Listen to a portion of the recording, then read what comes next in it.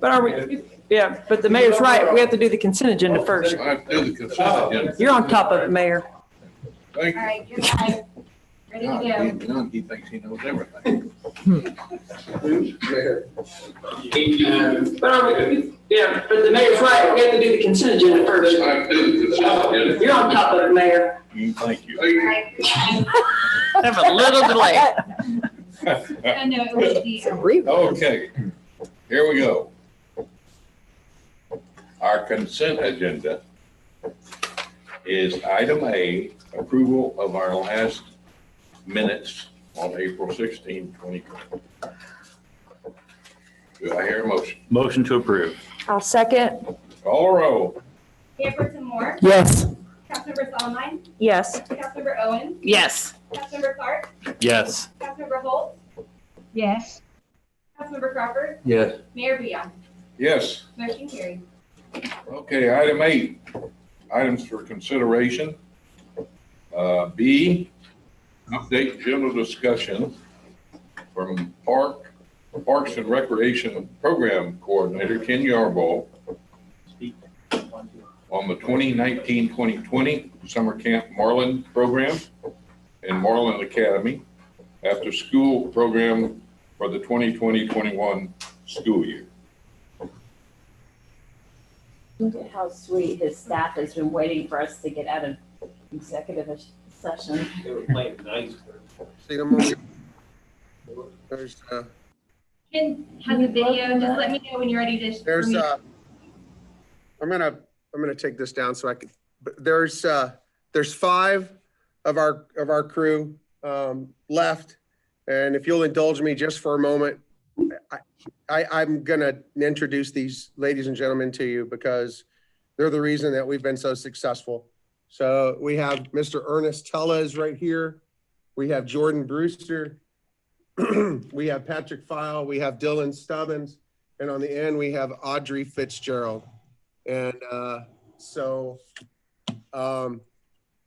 yeah. And I can't begin to tell you how proud I am of what we've been able to accomplish, Colleen Simpson, and from the very beginning. And if you'll indulge me for just a few minutes, somebody put a timer and tell me when to shut up, and I will. But I'd like to go back just for a few moments, if I can, and introduce you and show you what we did right after spring break. In fact, during spring break, there were hints of something coming, and we didn't quite know what that was. But we had spring break camp going on at the elementary school, and myself and the ACE program coordinator, Jackie, began talking at that point about what do we do if the worst happens? Well, the worst happened, and almost immediately we began planning in partnership with the ACE program and PAISD to put together these boxes. And these boxes, we contained, each week, we had an item for each day of the week, Monday, Tuesday, Wednesday, Thursday. And on each item, we had all of the ingredients that they needed to do whatever it was that the project was. So this happened to be play in the sand, and they made sand from graham crackers.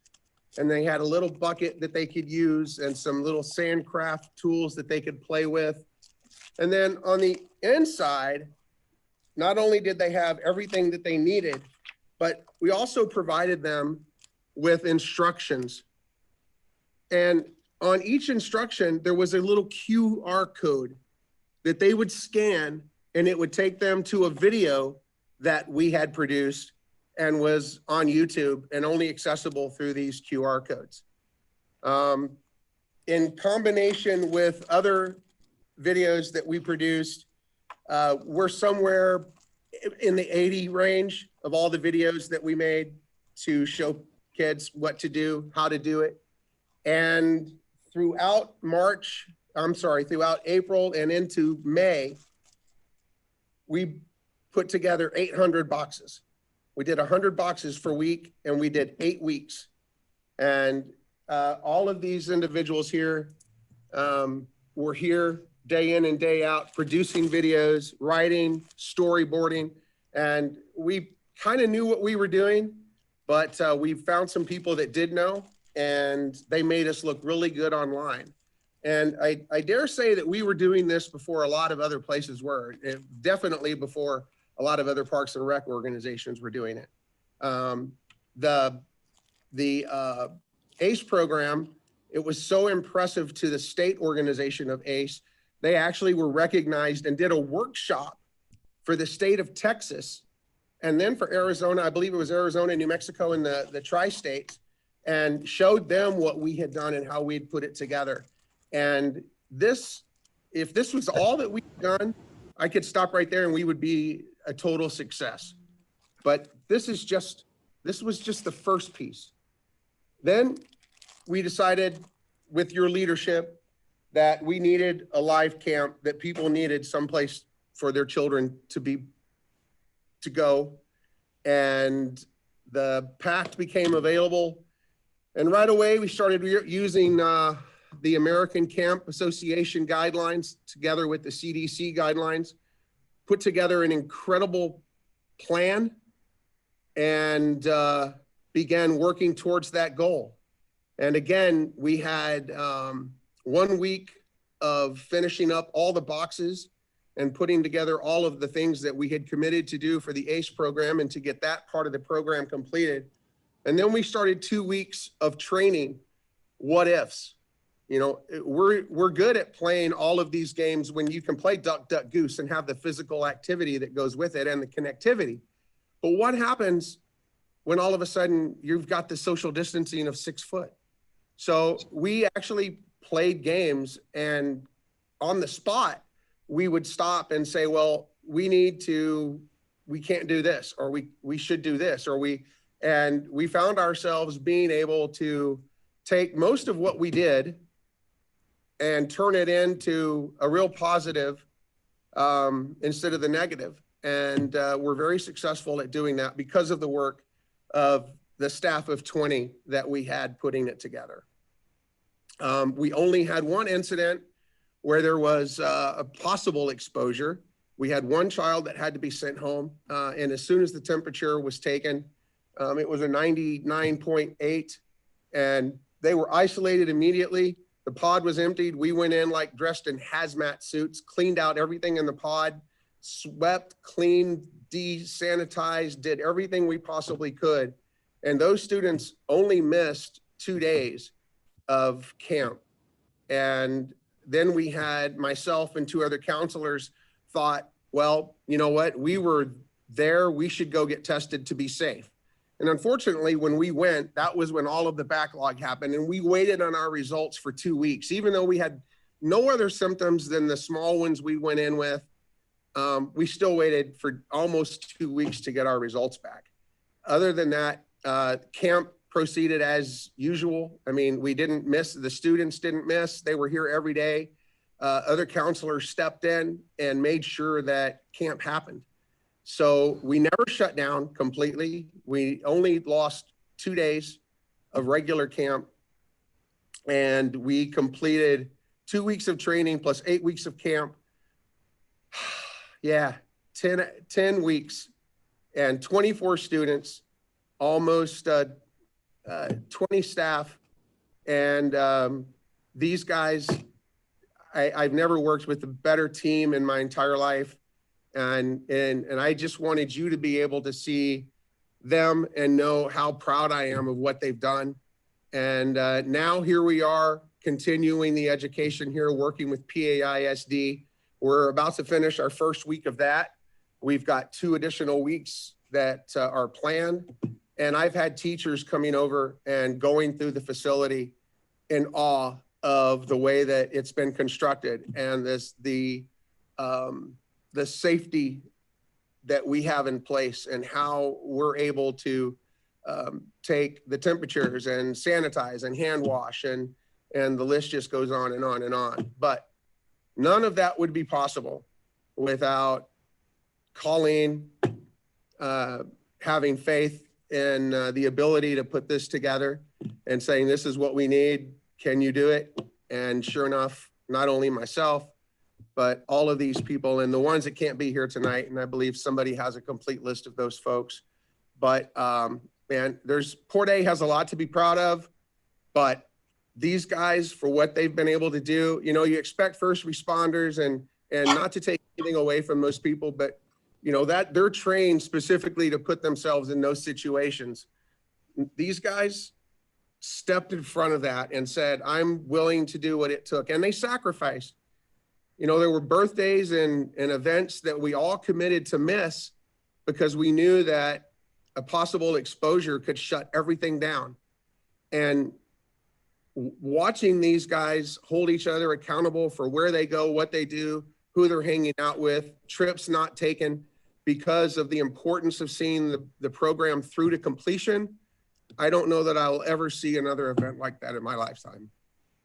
Well, Ken, on behalf of the city, when Colleen brought this idea to me, I was like, oh my gosh, I just wanted to beat my head on the table because it was a long shot in pulling it off because so much was going wrong all across the nation. And I was just like, you know, I was Mr. Doom and Gloom, but you guys pulled it off. And, you know, here we are in mid-August and, you know, you guys did it. So I just wanted to say thanks to you and Colleen and your team for, you know, it was a big effort on your guys' part.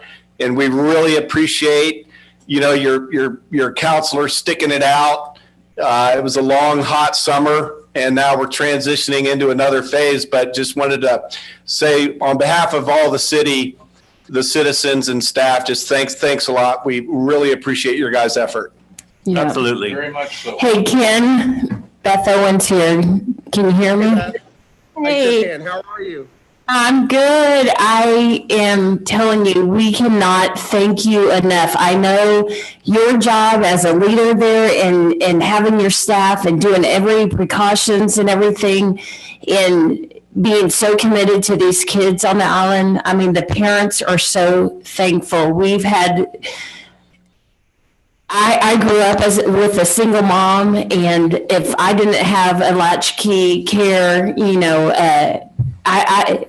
I cannot thank you enough because those parents were able to work this summer.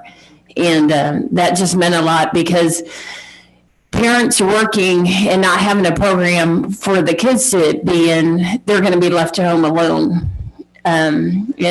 Just thank you, thank you, thank you. And thanks for sticking around late tonight. I know you guys had to stick around, but we appreciate that too. You're welcome. Yes. I want to make sure we have 36 students right now at camp. We have a pod for each group. Some have up to 8 students. Some have as little as 2. And every day this week, Tuesday was the first day of school. Every student that could be has been logged on. Every student has had paperwork turned in on time. It has been an incredible partnership to be a part of with PAISD, making this week and these next 2 weeks happen. And like I say, the teachers have come through here and they've been in Just awe of what's happening. And I don't know if we shared the link with you, but we did a survey, an exit survey from camp. And the responses and the things that were said by parents, I'd be more than happy to send council the link so you guys can see from these parents. And Beth, it echoes exactly what you said. We wouldn't have been able to work. We wouldn't have been able to provide. Right. What would have happened. This is Port A right here, Ken. This is Port A. And thank you to your crew. And I told Colleen this, I'm telling you this. I know some people on this island. If you need anything, any supplies, anything, Ken, you let us know. Absolutely will do. Thank you. Do what? There's a video they sent me to play. Good, yes.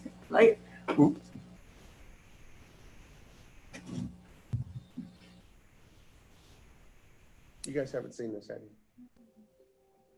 you? No.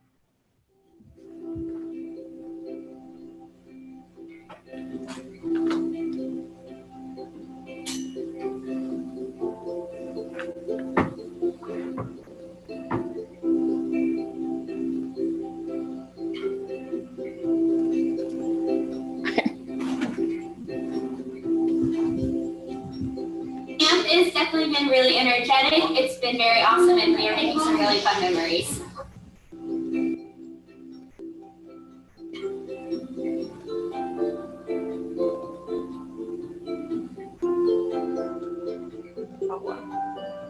It was fun. The counselors are nice, and I was really excited.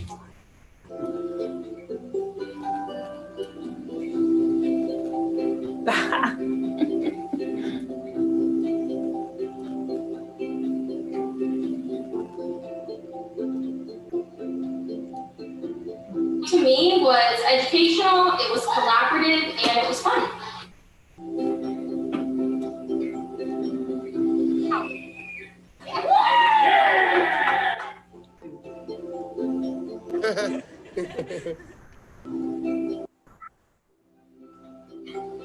Okay, fun, cool, awesome. Fun. The counselors are pretty nice, and it's pretty good for my dad since he won't have to take care of me that much.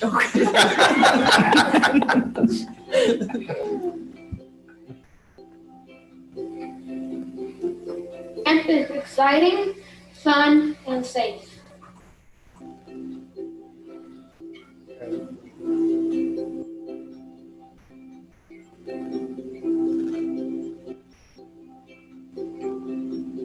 All the ups and downs, I couldn't ask for a better group of kids, truly. Overall fun experience and definitely a summer to remember.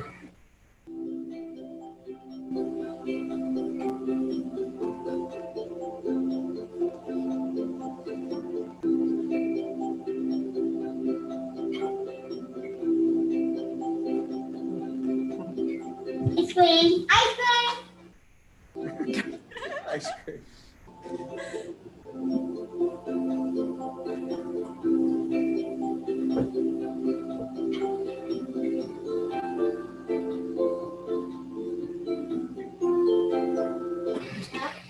I hate how I have to wear masks, but I do like the counselors, including Mr. Ted.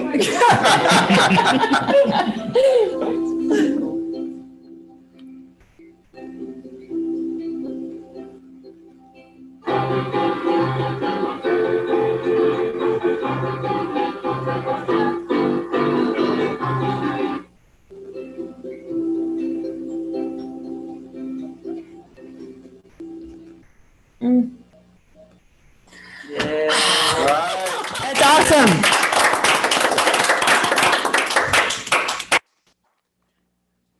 And just think, if they didn't do that, these kids would have probably been at home alone or had siblings watching them.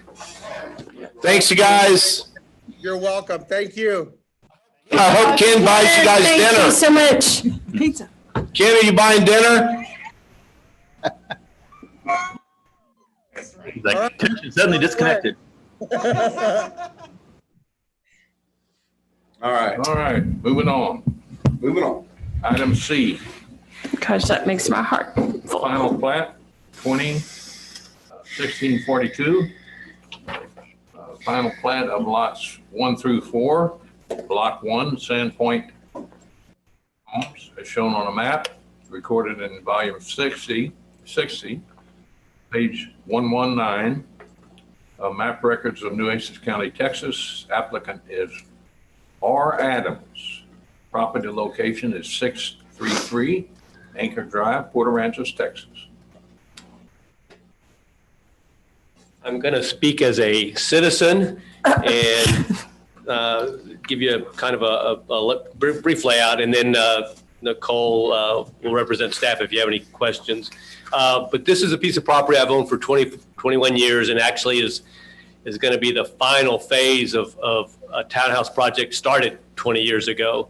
But unfortunately, for a lot of reasons, the planes hit the towers, and we didn't finish the project. Built 4 out of the original 8 units that were platted and permitted, actually. So the other remaining units remain dormant until a local builder, Rudy Barrera, approached me. We partnered up and came to an arrangement. And so rather than continue with the original project, which would have been an 8 contiguous unit, one big building with unfortunately a sea of concrete in front, I came in for this replat, which separates the remaining units into a separate building, creates a landscaping buffer between the buildings, allowed me to do some things like voluntarily increase the front setback off Anchor Drive, which is a pretty crazy roadway. So I increased the front setback. The density could have been 7, would have just been too much in my opinion. So we did get 5 lots where there were only 4 initially, but still a little less dense than what would have been allowed. That's really it. There's no common elements. This front's on a public street. No variances. And actually probably one of the true pure townhome projects, just because it was so old. Like I said, no common elements, just bigger lots. In this case, voluntarily did bigger setbacks, and voluntarily did some pervious surfaces between the parking areas. On-site parking, believe it or not, on-site parking for 5 full-size cars plus 2 golf carts, which obviously was important for, and that's just a function of the larger lot. So with that, that's just what the layout of the project is. And even though I increased the front setback per plat to 23 feet, I committed to planning and zoning, and by providing the site plan, the units actually will be set 36 foot back from the property line. Again, which is how we accommodate, how we're going to accommodate the parking. So that's as Citizen R. Adams, the applicant on this property that I own. Can I ask Citizen R. Adams as applicant, is this planning, are you looking at long-term or short-term? Just curiosity. This will be a short-term, it's short-term central, which is why we, like I said, we did take steps to move it back off the road so it wasn't as crowded and accommodate all the parking. I probably could have argued permit vesting since I'd permitted them, and it was just more of a question, just what the intent was. It's a short-term area, quite frankly. So sure. It's kind of my last hurrah, finally finishing this darn thing. Okay, any other? Just here if you guys have any questions. We did send it out for utility review. All the utilities responded and approved, and reviewing engineer also finds that it meets all of our guidelines. So staff does recommend approval. Okay, just out of curiosity, he mentioned golf cart parking. Is that in lieu of the 2 cars in front instead? It's in addition. Well, so where I'm looking at the thing right here, is it? I'm sorry, I'm looking at the thing right here. Yeah, one's in the So- garage 31 and 4's in the driveway. We got 1 in the garage. We have 4 in the yard. Is that including these 2 would be golf carts, or? I'm sorry. I just didn't see where you said golf carts, and I just didn't see where the golf cart parking was. So it's got 2 garages. One is a golf cart garage that actually does have a door. So that we wouldn't count. We wouldn't count that. So there's a carport that accommodates 2 cars, and then the are you talking about before the driveway area here, or I guess I'm confused. I'm not sure where the golf, and it doesn't matter for this. It's just curious on my. No, sure. The golf cart is we did so the garage is separated into a golf cart garage that does have a door. So the other one is open through and through. A garage. Well, can you come show me, because I'm totally not seeing that. So this is what I have in my packet. So this is the front. You have a garage. You have the back here. I'm sorry. You've got an old elevation. So to the right of the garage, this is now a through and through. So this is a carport. This is now a golf cart. The one to the right of that is open all the way through. So this is open all the way through right here. Okay. Correct. Okay, got it. It didn't show. That's why you were telling me that, and I was like, where? It didn't make sense. Okay, got it. Okay, thank you. Any issues that we need to be aware of? No. Okay. Want to make a motion? Motion to approve. Second? Second. Call roll. Councilmember Solomon, Yes. Councilmember Owens, Yes. Mayor Pro Tem Moore, Yes. Councilmember Clark, Yes. Councilmember Crawford, Yes. Councilmember Holt, Yes. Mayor Booyah. Yes. Motion carried. Item D is a resolution approving the flexible unit development 2016-46 located 2700 Highway 361 by request of the Port Aransas Public Facilities Corporation. Applicant proposes to build approximately 183 workforce housing dwelling units with a slight increase in the density allowance and a slight reduction in the parking requirement, and will restrict the use to long-term occupancy. Thank you, Mayor. So we hold ourselves to the same standard as we hold any other developer. And so in this instance, when you calculated the density by removing the roadways, then what we found was that we were going to be a little short in what the allowed density would be per our ordinance. We had a couple things going for us. One was that the nature of this project, the funding mechanism with the tax credits and it being a housing urban development project would have been long-term anyway. But it was important for us to go as we would with any other ones and just put it out there that if you were to approve this flexibility, we would also make it a plat note in perpetuity that it would always be. Like I said, it was going to be anyway. So the bottom line is that by removing the roadways, we would have ended up with about 7.26 acres, which would have allowed us 152 units by our formula. The project, the housing project, has 183 units, and so that's the difference. It's 31 additional units, most of which are 1 and 2 bedrooms, just a handful of 3 bedrooms. Parking was kind of the same kind of analogy. 384 parking spaces would have been needed by our ordinance, our parking ordinance, and what we're proposing to deviate that to 311 parking spaces. We put 37 bike parking. That's not normally necessarily having to be identified. So the significance is that we're dropping to 311 instead of the 384. But keep in mind, the vast majority of these are 1 and 2 bedrooms.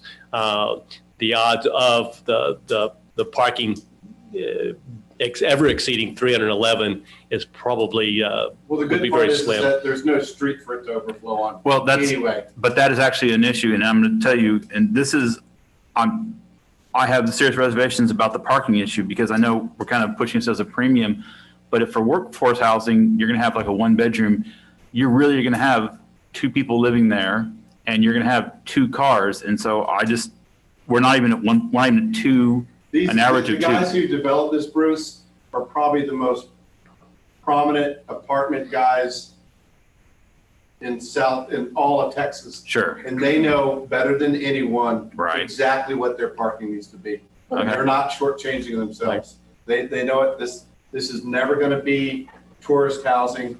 No, but and I agree that in this 2 things, you're right. There's no off-premise parking, so they can't park on 361. So once this place fills up, there's nowhere for people to go. And I would say it's disingenuous to say that there aren't going to be people coming down there for Christmas, and you're going to have, like, basically there's barely enough parking for the people who live there. There's no residential or visitor parking, I guess. Well, that's something that I just sort of, I think, and I agree, I'm not going to hold this up, but I think that we're creating a big issue down the road for future councils and for future things like how can they big this build thing and not have enough parking for people to park there. Bruce, here's the one thing I would offer up, I'll disagree a little bit in as much as a lot of the 1 bedrooms given what the income limits are going to be, I think we're going to find a percentage of those. One will not have a car, maybe not a significant portion, but there'll be those that don't have a car at all and that carpool. And those that do, I don't know that we're going to, I don't know that I agree that they'll have two. Like I said, I just don't think the income for these 1 and 2 bedrooms are going to be those types of individuals, which is exactly why we didn't feel uncomfortable bringing the proposal. So we don't think we're going to see that type as we would a normal apartment that would be a market rent apartment. The other thing too is that we looked at the roadways, and again, because of what David mentioned was the caliber of these developers, we have a history in town of going with really skinny roads that barely allow our emergency vehicles to make the turns. These were not those types of roads. These are quite substantial roads. So we looked at, okay, do we skinny those roads to get back the space we need for the density and parking? And we thought this was really the better option. Like I said, for the reasons I laid out, we want those roads to be wide. We don't want to skimp on pavement for emergency vehicles when we got 183 units there. So we think given our community, a lot of people will go to golf carts. First off, we didn't propose necessarily an alternative parking plan like some have done, making the 384, making it up in golf parking, because we really didn't think that we needed to go that route. Right. It's an option. Well, also legally can't get a golf cart there anyway. You can get across Mustang Boulevard, so you can get into that area. Okay. Across 1A onto Piper. But we can't get to this. Yeah, that's what I said. So you couldn't legally put golf cart parking there anyway. We'll have to work on that too. Wouldn't there be assigned, like one slot for apartment or two? I mean, it would have to be, you'd have to go to a sign, but basically you're looking at one, I did the numbers and it was like, there's like 1.7. They were basically asking for 80% reduction or 80% parking allowance or a 20% reduction. So you'd be looking at basically the 3-bedroom units will get 3 parking spaces, the 2-bedroom units will get 2, and the 1-bedroom you get 1, and that's going to leave you 20 spaces. Okay. Yeah, like I said, 165 of the 183 are 1 and 2 bed. Actually, 93 you have this in your package. 93 are 1 bedroom. And to Rick's point, I agree there'll probably be some single people that split a 2-bedroom apartment, but I think the 2 bedrooms and the 3 bedrooms are probably still going to be mostly occupied by families where there's only 2 cars. So. Maybe. Maybe they have one. Maybe. But at the most, it's going to be 2 cars, right? The 2-bedroom apartment's going to be probably a husband and a wife who have, one or 2 kids. Kid, right? Yeah, young kids. Hope for it. Hopefully. Based on the economic model. It would be different. You're right. If it were college kids and these were super high-end apartments, or if it was short-term rental, then I think it'd be totally different, to your point. But I even think the 3-bedroom units, they could be all shared by 3 individuals that have cars, but I bet most of those will probably be still 2. Well, we think so. This is not 100% workforce. This is going to be like 60-40 or no 80. More like 85-15. Workforce versus market rate. Right. Got it. Yeah, Okay. low to moderate income on 85, 15% market rate. Okay. Who will be managing the parking situation? That'll be the. It's a public-private partnership, part of the Palladium Group. Palladium Port Aransas. Okay. Well, I'm not going to say no because we work so hard. I just think that's something that really needs to be discussed. Parking's a challenge, but we didn't want to. We wanted to hold ourselves to the same standard and at least propose it as a flexible development, because not only was it going to be long-term anyway, it was easy to add that to the plat for that reason. Who wants to make a motion? Motion to approve. I'll second that. Call the roll. Councilmember Holt, Yes. Gilbertson Moore, Yes. Councilmember Sondheim, Yes. Councilmember Crawford, Yes. Councilmember Clark, Yes. Councilmember Owens, Yes. Mayor Bouillon. Yes. Motion carried. Item E is a presentation. Broadus and Associates. will provide an update on hurricane repair. Where are they? Ben's right there. I'm right here, Mayor. Where are you? This is Ben, Castleberry Project Manager here with Broadus and Del Sol Consulting. For the Hurricane Harvey updates, I'm going to start with the construction that we have going on and updates there. Roberts Point Park, tomorrow, we're doing a walkthrough on the small pavilion, the observation tower, our final walkthrough with Island Construction, and they are completing their work on the bulkhead and the sidewalk adjacent to the bulkhead. We're scheduled to have that project completed at the end of September. Chamber of Commerce building, Barcom, the contractor there, has been moving along very well. The building's coming along. It just looks very good. They've done a great job there. And our substantial completion to develop our punch out list is set for September 15th. And after they complete the punch list, we're expecting that facility will be open in mid-October. And today was the first full day of the new chamber CEO. Yeah. They're just in time. With the city hall, we've had some HVAC issues, just a couple with the contractor RGO. We've been working with them. They're fixing those issues and installing the doors in the Civic Center to complete that project. I don't want to give a completion date because this HVAC system has been giving us some complications, and we're working through it with Turner Ramirez and RGO to figure out what that issue is. So right now we've replaced the insulation on the ductwork.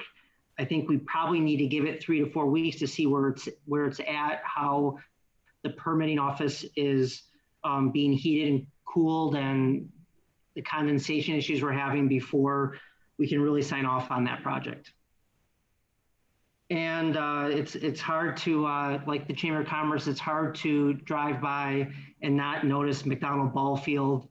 Gorley's been working very well on there with that project, and we're scheduled September 13th to do our final walkthrough of the facility, create our punch list, and we're gonna need a little bit longer for them. They have 45 days to get the grass there settled in. So with that time and finishing our punch list items, we're expecting to turn that over to the city of Port Aransas mid-October. And Ben, I should have the sign drawing to you by close of day tomorrow. Okay, great. I want to move on to the projects that are bidding. Right now we have the pier projects, Charlie's Pasture Pier, Roberts Point Park Pier, Ansel Brunn Dreck Pier. We have that out for a public advertisement. We had to submit an addendum to push that project out 30 days for response for those proposals. After all the fighting we've had with FEMA, it appears now that the fight is with the Army Corps, somewhere between when these piers were built 50 years ago, the navigation channels have expanded, and we're getting some pushback from the Army Corps on our piers. They're saying they're impeding on this navigation channel, and they want to do a 408 review. We found that out, let's say 2 weeks ago, and we've talked to Cloud's office to have representatives talk to the Corps. David Parsons has talked to I believe the chief of the pilots that run the shipping channel, and we're having buy-in from him when it comes to Charlie's Pasture Pier. Our urban engineering, our representative, has said that Robert Point Park Pier should not be an issue, and we can proceed I think the big one that we're still fighting with the Corps, and we need to finalize our buy-in, is Charlie's Pasture Pier and Ansel Brun Dread. We hope this 30-day extension will allow us with the Corps to figure out their issues, because all these piers, if you look at them on a map, they're not a navigation issue. And we just need the right people that have the decision-making abilities to look at these projects and say what their team is doing isn't really applicable to the situation. So I don't know if there's any questions on that specific item before I move forward.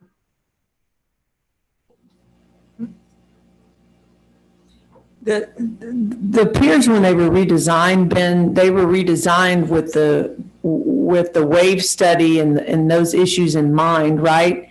I mean, because we did all that research about that. Yes, all the piers they're going back in the same footprint, the exact same place that they have always been. And the concern with the pilots had with Charlie's Pasture Pier was, prior to Harvey, it was really at water elevation, and ship wake would, fishermen, it could cause injuries. They had, I believe, a couple of lawsuits because of the surge and just the elevation of the Charlie's Pasture Pier, but we elevated that. So it's at the same elevation that the tide surge that comes from these barges that won't affect, won't create the same effect, and I guess push fishermen off of the pier. And that was concern of the pilots that run the channel. And when David Parsons spoke with them, they started understanding the project more and realizing that one was not an issue. And I think the mayor and I spoke with Bobby Grumbles. Yeah, Captain Grumbles. And like Ben said, their issue was the liability issue. Sure. And so we think showing them the elevation of the pier will help get their buy-in. But the other issue that we pointed out to them was that, if they still have a liability if the bulkhead is not raised. So we really need their support on both these projects, because if you elevate the pier, but you leave the bulkhead down at where it is now, you're still, one of the lawsuits was from someone getting whacked sitting on a 5-gallon bucket on the bulkhead. So, we need their buy-in and support to get both these projects, at least get their support so it's not an impediment with the Corps. If the Corps still has issue with maybe how far they extend out into the waterway, is there a way to modify them? Yeah, there might hopefully, if there is a alteration, it's insignificant, maybe 10 feet or something like that, to where it's not like a deal killer for us. Well, at first they said could be, at first the verbiage was significant or drastic reductions, and we're that's when we kind of blew up.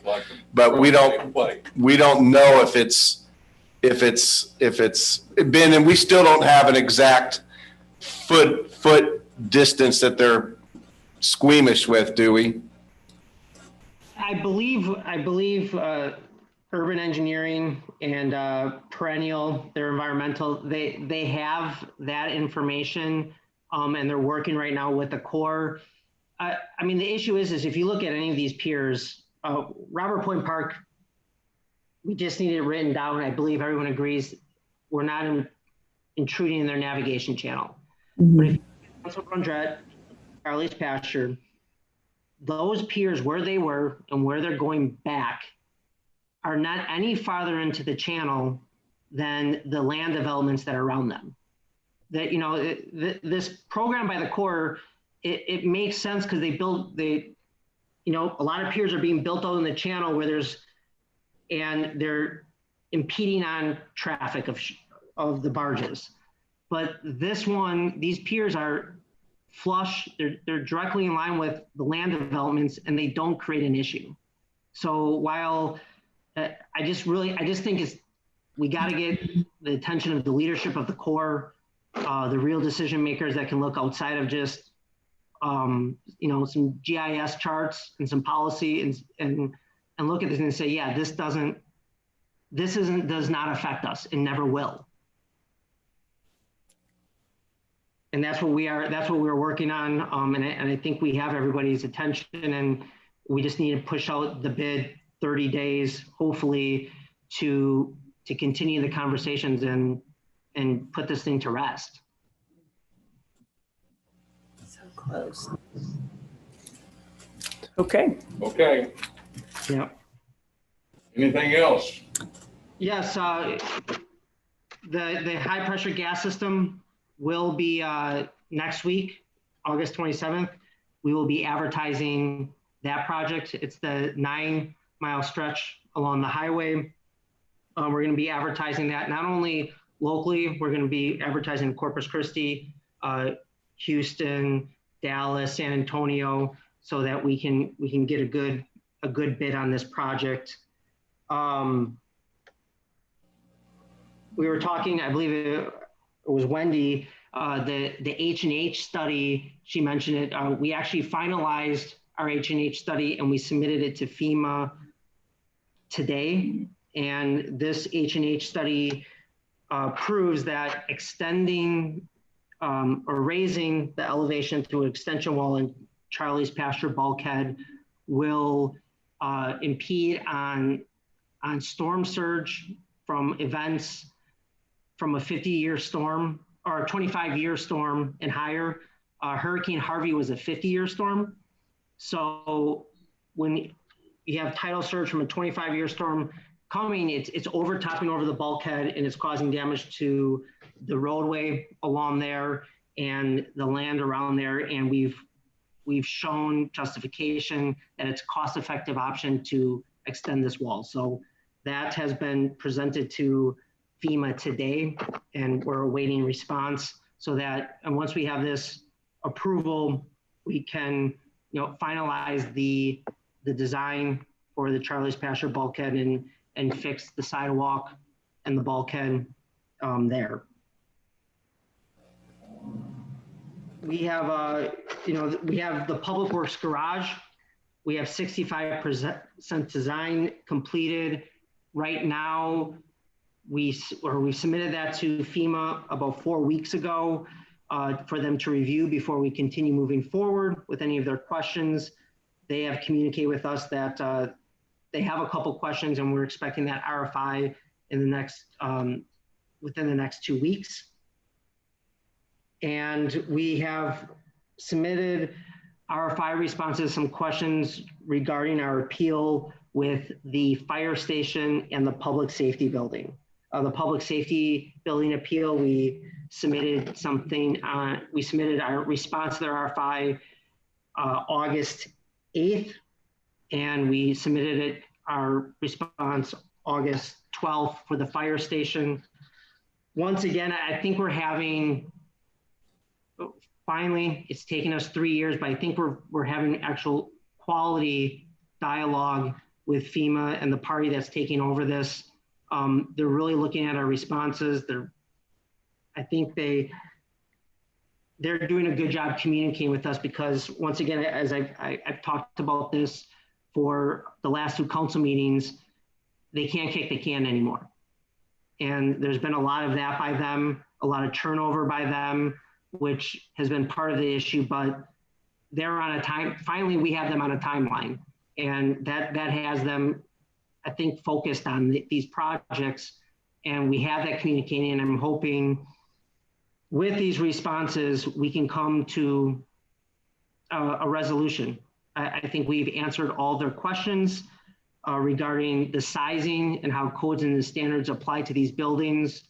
The one thing we still are working with them is showing them that building in Port Aransas isn't like building in Corpus Christi. We have some circumstances that escalate costs between finding labor and material costs. There's just special circumstances with the Port Aransas that we're working with them on and trying and improving that. It's a little bit more expensive to do work here in Port Aransas. So that's where we are there, and expecting in the next 30 days, FEMA's starting to say they're going to, they're creating this RFI response in 30 days. I'm expecting that in 30 days, we're going to get some feedback and hopefully come to resolution finally. Awesome. Anything else? The last thing I want to talk about, Mayor, is money. The important stuff. Yeah. How much does it cost? We've been paid over the last month since I last talked to you, $344,000 in reimbursements. We have another $292,000 in the queue to getting paid back to the city of Port Aransas. And to date, the city of Port Aransas has been reimbursed $21.5 million for their efforts with Hurricane Harvey. A long way to go. Okay, anything? There's no more hurricanes. Great job, Ben. Thank you. Yep, good job, Ben. Yep, thank you. Thank you, Ben. I have one more thing. I'm going to continue. I have to do it because I have to apologize. This is my fault. Item number F, the resolution. I asked, it's the next item. I asked that we can table it.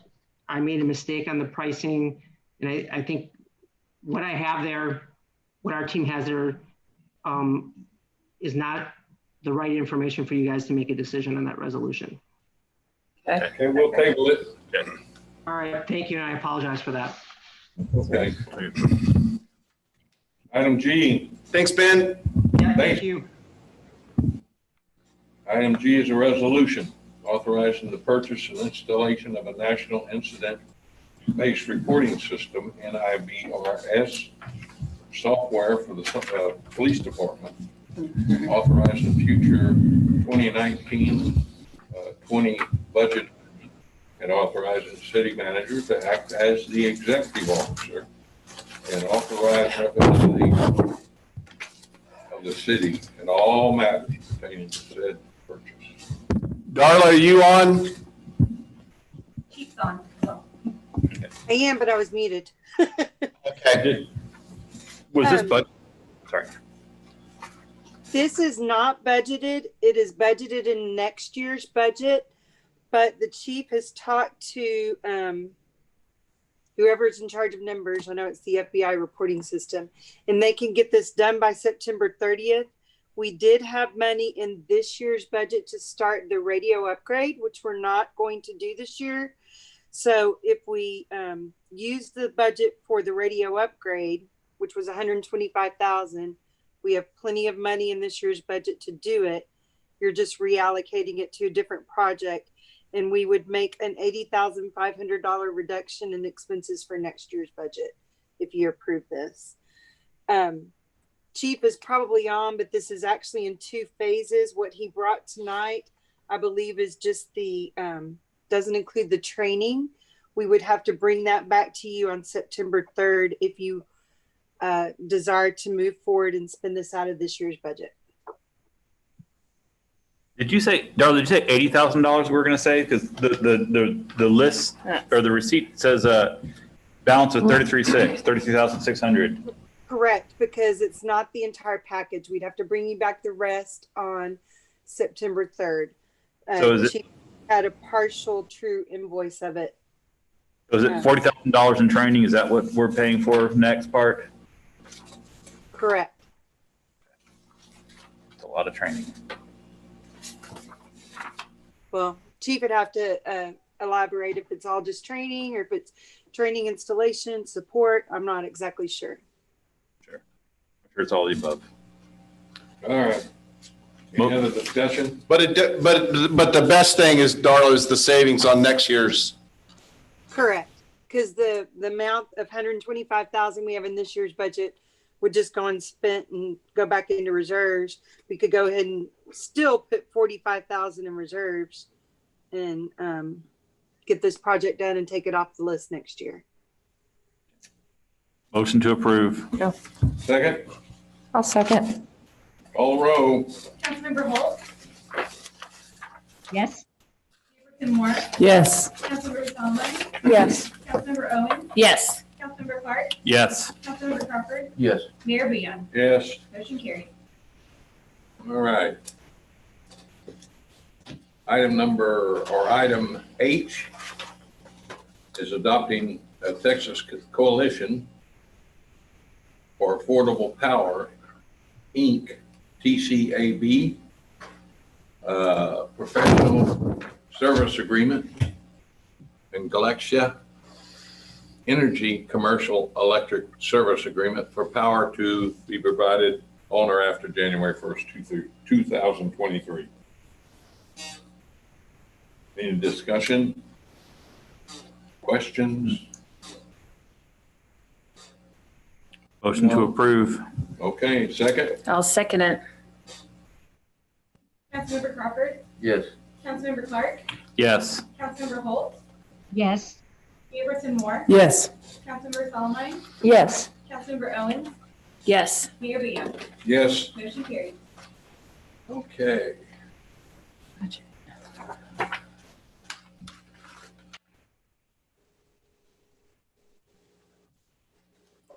Let's see, we're on item I, correct? Yep.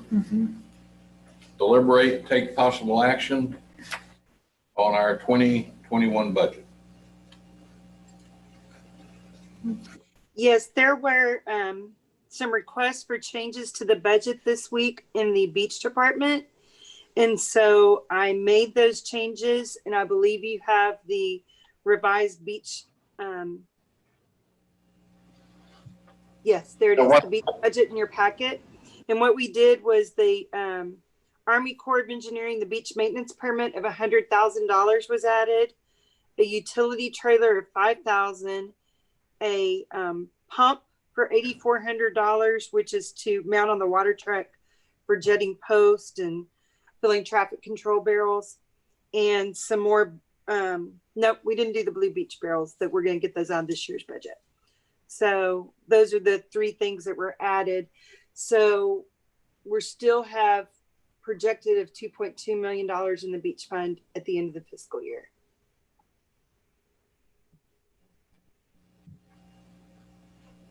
Questions? Make a motion? I'll make a motion to approve the budget as proposed. Did you have something you wanted to add, ma'am? I was going to make a motion. Go. Go. I'll make a motion to approve, and thank you, Darla, for all your hard work. Thanks, Darla. Thank you, Darla. Thank Call you. the roll. Who seconded the motion? Shannon. I'll second. Councilmember Holt, Yes. Councilmember Owens, Yes. Councilmember Clark, Yes. Councilmember Crawford, Yes. Councilmember Solomon, Yes. Mayorperson Moore, Yes. Mayor Booyan. Yes, and Shannon second that. Yes, sir. All right. Item J, discuss and take action to authorize the proposed tax rate of 0.277346 per $100 worth of value for 2020. Set the public hearing date on the proposed tax rate for 2020, September 3, 2020. So the reason this is on the agenda is this is the same tax rate we've had, but we need a record vote to put the, to advertise in the paper for the public hearing on September 3rd. And I failed to get y'all to do a record vote on that at the last meeting. So that's why this is on there. Any questions? No. Somebody? Motion to approve. Second? I'll second that. Call the roll. Councilmember Solomon, Yes. Mayorperson Moore, Yes. Councilmember Owens, Yes. Councilmember Clark, Yes. Councilmember Crawford, Yes. Councilmember Holt, Yes. Mayor Booyan. Yes. Motion carried. All right. Number 9 is the city manager report. Update and general discussion on the city of Port Aransas COVID-19 response and recovery efforts. So quick update. So of course, you guys are all aware that the judge pulled her beach no vehicles on the beach order Sunday night at midnight. So our crews early Monday morning got the beaches opened. We're continuing moving sand from Hurricane Hannah. We probably have about 4 months. It's going to take us there's that Long much time. sand. If you go down and look at the lower beach during low tide, you'll see a big escarpment carved out, and all that sand is up on the beach. So we're going to be moving that back to the water's edge. So, although that's not a COVID issue, but So that's more Hurricane Hannah than. that's Hurricane Hannah. Okay, than not driving for. Oh, no. Yeah, that really had nothing to do with it. It was all just deposition from Hurricane Hannah. And it looks like there's still, of course, now they got dead fish, but sorry, I was gonna say, there was still so much like debris left from Hurricane Hannah too, like trash and just, I mean, like debris. I mean, yeah. There's, we're going to start next week. We kind of got delayed with all the opening the beaches back up. Yes. But Hannah washed up all this microplastic. Yeah. And it's this big, it's so brittle that the second you touch it, it just disintegrates. So, and it's the whole stretch of beach, and it's like right down by the rack line. So hopefully our beach tech might be able to clean it up. So we're going to experiment with that next Monday. I was wondering when you were going to get that. And we are back out. skimming the fish.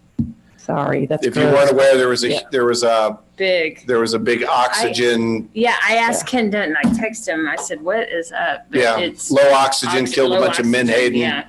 They all washed up on the beach, so we're skimming that. But we need cooler water. Back to COVID. So is there any way to get at least part of that clean before Labor Day? If the beach is open, we're blowing and going every day. I know, it's a lot of work. Other COVID things, we're still at the 10-person rule.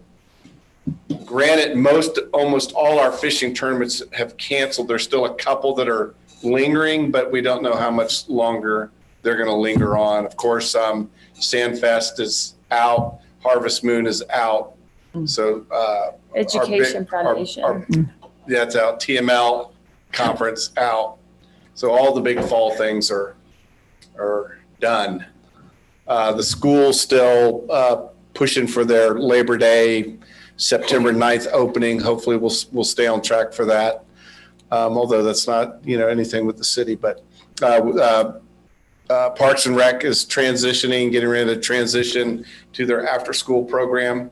Well, actually they're doing it's a hybrid because they're doing it during the daytime, and they basically now, instead of doing camp stuff, they're doing homework and all the homework assignment stuff. And then as soon as Labor Day transitions, they'll roll that over and start their after hours Marlin Academy. They're 3:30 to 6 o'clock. So a lot of work there. They've been doing a great job. So as you guys saw tonight, we're really so lucky to have that group. Big applause to those guys for that. Mm-hmm. Other than that, we have not heard anything coming out of the governor's office lately. It's been pretty quiet regarding COVID. Of course, the colleges are back, and we got a TML update. COVID outdoor events cannot be regulated by a local city. They are under the full jurisdiction of the state, meaning football game crowds are decided by the universities alone. So a city can't tell a university how many people can show up at their football games. But I think A&M just reduced theirs today to 25%. Mm-hmm. Texas is talking about the same thing. They are, yeah. So we're seeing things like that, but overall, we haven't seen any real big COVID response stuff coming out of the governor's office. But the numbers in Nueces County appear to be much better. Yeah, the numbers are getting better. The 106 today, which is a good number for a Thursday. Yeah, and the ICU numbers are dropping. I believe they were just over 100 at the beginning of the week, but now they're down below, right? I think they're their 80s. Yeah, it was like upper. Yeah. 78. No, that's good. That's the lowest it's been in a long time. Yeah, so that's a really good number. Yeah. So that's real positive. That means the hospital pressure is lightening up a little bit. And, so we'll see what holds when the schools go back. Mhm. How long?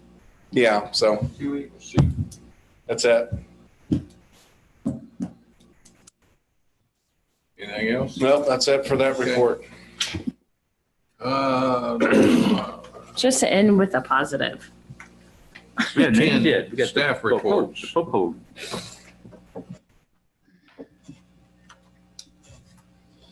Darla's first. Who's first? Darla. Yes, did everybody get their, sorry, it was late, but did No. everybody get their report today? Yes. Thank you, Darla. Certainly. I'm trying to open it up on my computer. I locked myself out. I was hoping David was going to talk longer, but he didn't. So if you have any questions about any of it, there's still a few entries that will be done to the July report on Harbor. That's why you did not get a Harbor economic indicator right now. But otherwise, I think sales tax was looking good. Let me see if I can get it up now. So, Darla, it looks like on occupancy, hotel motel tax, now we're finally back up above last year, even having that month or 6 weeks or so, right, that we took a break? Yes. Which is just through June, so. Can you go to Hotel Motel Francisca? Because I can't get mine up. It'd be about the. Yeah, it looks like, yeah, 4%. So we're ahead of last year by 4% through June. So that means May and June were really good. They were great. They were great. And we'll see with the beaches closed how July really turns out. I mean, I think a lot of people were here. So remains to be seen, but. Yeah, I think it's. Yeah, I'm still kind gonna of be hearing up. mixed reports. That one. Yep. So we were up. How were y'all in July? Yeah, we were up 31%. So we're at almost 5% for the fiscal year to date. Yeah. So very good news. And our sales tax numbers, could you go to the next page? Were great too. But we're still down for the fiscal year about 16%, but we were up almost 30%. And if we have a good July, we can make that up because our big numbers are usually in the summer. Yeah. Although you did lose a good weekend because of Hurricane Hannah. True. Yeah, but still, I mean, it's still. We're doing pretty good for Everyone off. I bet we have a big September. I think so too. I think that We need to, because October, November, December may be bad. Who knows? With no events and no, I mean, people, if they do stay at home and don't get But out, I think we're gonna see people those get out. Mayish, the weird May stuff of everyone rolling down here, doing their school and. I think they're staying home to figure out online and then they're gonna. Get out again, Yeah. come back to the beach. We were surprisingly steady this Nobody. week. No, I mean, with the pandemic and everything else going on, you still. I know, y'all- Harvey and still being ahead. I mean. Very nice. Especially when you hear about what's going on elsewhere. Oh my gosh, I dropped Kendall off at downtown San Antonio. It's like a ghost town. It's Yeah. very, very, No. very sad. It's Yeah. very creepy. I Yeah, think And a that's, lot of yeah. places closed up. Mostly Dodge Bullet. Yeah. Absolutely. Yes. Yeah, the beach proved to be the one tourist thing that people wanted to still do. It was also the only thing that was pretty much like open. I think boating too. you didn't want to go to a city, you didn't want to travel, you didn't want to get on a plane, you didn't want to go to the river walk. But it was also one thing that was open because most of the rivers were closed. Yeah. And all the amusement parks, theme parks, movie theaters, anything that was entertainment was closed except for the beach. Yeah. And lakes were open. Yeah. Lakes and fishing, yeah. We got both of them. It's good. It's good for their mental health. Hiking is still good. Oh, yeah. No, it is. They didn't mind walking either. The ones that can. With all walk. their stuff. Yeah. Okay. Okay. Do you have any more questions? Good job. Thanks, Thanks, Darla. Darla. Hang in there. How are you doing, Darla? Doing good. eating stuff. I like it. Take care. Thank you. What, Bruce? Still there? Are you here? I was on the phone. Go ahead, Chief. Yeah, let's see if it's working through the computer. Is it working through the computer? Mm-hmm. Yep. You're on. Perfect. You can see through the reports there that we're staying steady. Unfortunately, these reports have got little meaning because there's really nothing to compare them to because the last 3 years have each been unique. So to try to track trends or do comparisons, it's not even an apples to oranges comparison. It's more like an apples to pine trees. So these are the numbers we're running. We've finally been able to modify our schedules to get our guys some time off. They've been working what's called a modified Panama shift, where they were working 48 hours one week and 60 the next, trying to keep up with the COVID beach closures and all. But now that's broken down. We've got them back on a regular schedule. Nothing significant going on. We are seeing the big increases in the beach crowds, and I want to extend an appreciation to our citizens also. I know that they went through a lot, particularly those neighborhoods that are right up next to the beach, with having to deal with the traffic issues that the closures created. But we got through it, and we're ready to move forward. Chief, my compliments to the police, our police force. They've done a fantastic job. Yes, they have. Yes, they have. We are using the support of our council and our community as a recruiting bullet in our recruiting notices. So we appreciate what y'all are doing also. And we're recruiting in some of the bigger areas and trying to convince some experienced officers to come to a community that not only appreciates them, but actually supports them. So. And we've fully funded. Yes. We would never defund the police here. Well, thank y'all very much for all your continued support. Yep.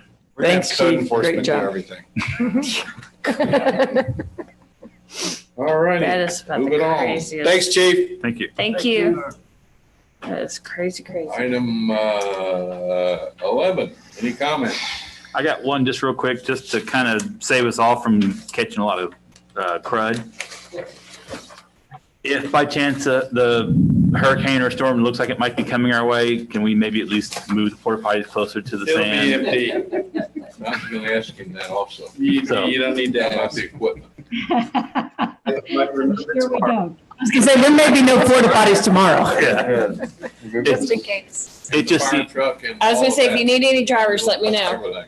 yeah. I got Still, my offer to drive the street sweeper still stands. We're not gonna. Anything else?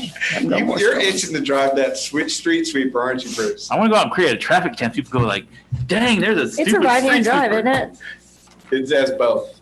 Oh, is it? I think it's a dual. I've eyeballed it. Good at it. You're used to driving on the wrong Community side. pool, is that, Okay, anything else? that the community pool, is that the splash pads you guys are? Yeah, It's this coming along looks real so nice. good. The last few mornings. Yep.